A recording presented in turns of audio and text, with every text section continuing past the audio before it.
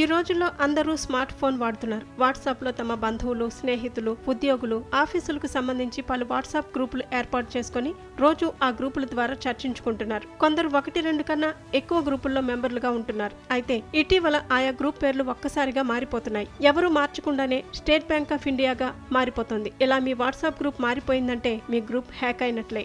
ఇటీవల బంధువులంతా కలిసి ఏర్పాటు చేసుకున్న ఒక వాట్సాప్ గ్రూప్ పేరు అకస్మాత్తుగా యోనో ఎస్బీఐ లోగోతో స్టేట్ బ్యాంక్ ఆఫ్ ఇండియాగా మారిపోయింది. అందులోని ఒక సభ్యుడి పేరుతో YONO SBI PAN update APK పేరుతో ఒక లింక్ వచ్చింది. వెంటనే ఒక సభ్యుడు అప్రమత్తమయ్యారు. అది వైరస్ ఫైల్ అని, ఎవరు క్లిక్ చేయవద్దని హెచ్చరించారు. దాన్ని ఎవరు క్లిక్ చేయకపోవడంతో సైబర్ నేరగాళ్ల బారిన పడకుండా వారు తప్పించుకున్నారు. అసలేం జరిగిందంటే గ్రూపులను ఒక సభ్యుడు తనకు వచ్చిన ఒక లింక్ ను క్లిక్ చేశారు. అది వైరస్ ఫైల్ కావడంతో అతని ఫోన్ హ్యాక్ అయింది. హ్యాక్ చేసిన సైబర్ నేరగాళ్లు యోనో ఎస్బీఐ పాన్ అప్డేట్ పేరుతో వైరస్ ఏపీకే ఫైల్ ను తయారు చేసి ఆ గ్రూప్ సభ్యుడి ఫోన్ లో ఉన్న కాంటాక్ట్ నంబర్లన్నింటికి వారే పంపించేశారు. అంతేకాదు అతను ఉన్న ఇతర వాట్సాప్ గ్రూపులన్నింటిలోకి అతని పేరుతో YONO SBI PAN update APK virus file వెళ్లిపోయింది. కనుక వాట్సాప్ గ్రూపులలో సభ్యులుగా ఉన్న వారంతా ఇలాంటి సంఘటనల పట్ల అప్రమత్తంగా ఉండాలని సైబర్ నిపుణులు సూచిస్తున్నారు. గ్రూప్లోని సభ్యుల పేరుతో ఏపీకే ఫైల్ వచ్చినా దాన్ని క్లిక్ చేయవద్దని, ఒకవేళ ఎవరైనా తెలియక క్లిక్ చేస్తే క్షణాల వ్యవధిలో సదరు వాట్సాప్ గ్రూప్ నుంచి బయటకు వచ్చేసి వెంటనే ఫోన్ ఫార్మాట్ చేయాలని సూచించారు.